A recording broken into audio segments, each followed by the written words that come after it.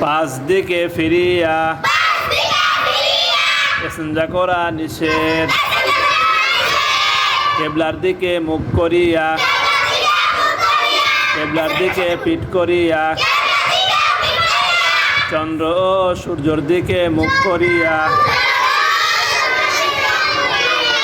প্রবল বাতাসের দিকে মুখ করিয়া একেবারে অনাবৃত হইয়া পাঁচ দিকে ফিরিয়া ইস্তেঞ্জা করা নিষেধ।